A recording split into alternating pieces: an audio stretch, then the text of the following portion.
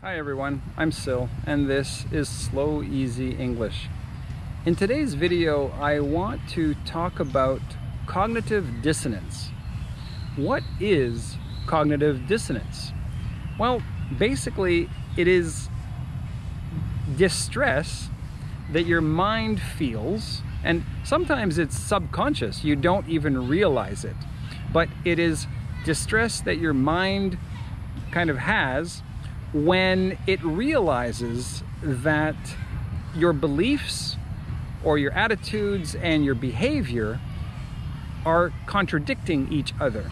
Okay, it could be any of those.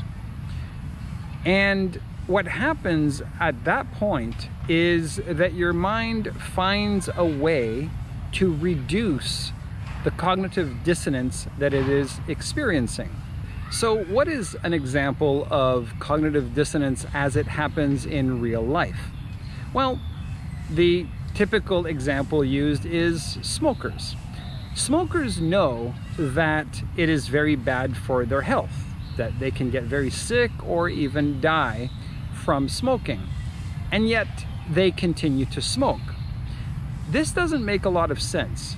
If you truly understood and you truly believed that doing something would kill you or make you very, very sick, then you wouldn't do it. Your mind does not like those types of situations.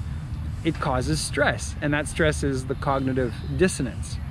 So there are a few ways to deal with this and to reduce the cognitive dissonance, one of which would be to quit smoking. You just quit smoking, and now there is no more cognitive dissonance because you're not doing that behavior that will cause you to be sick and die. However, sometimes people don't want to quit smoking for whatever reason. Maybe they enjoy it or they're just too addicted to quit. So the other way to deal with this situation is to change what you believe. Disregard the studies. Those studies are not proven.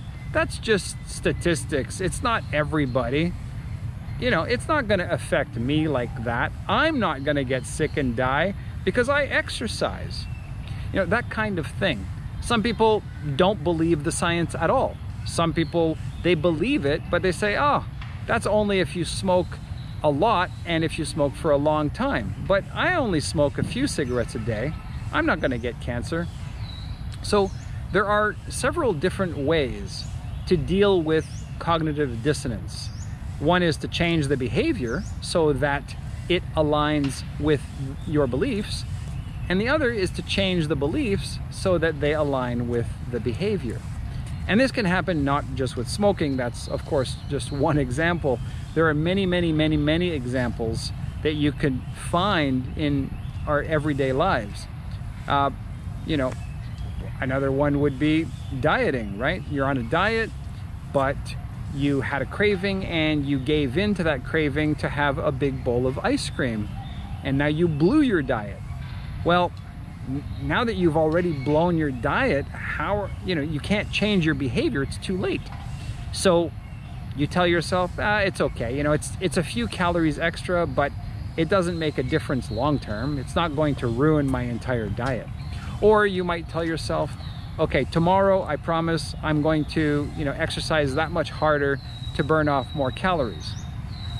Whatever the way you're doing it, these are all different ways to reduce the cognitive dissonance. So to be clear and to make sure that you understand the difference, cognitive dissonance is the state that your mind is in when it is experiencing that stress of not knowing how to reconcile those contradictory things, the actions and the ideas or beliefs or attitudes.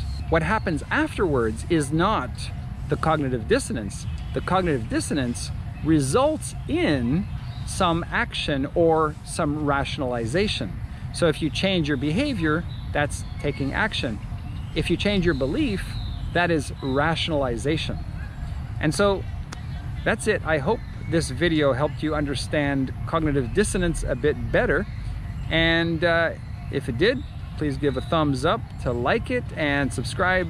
And if you have any questions or comments, please leave them below in the comments section and I will do my best to answer them. Thanks for watching. I'll see you in the next video. Bye.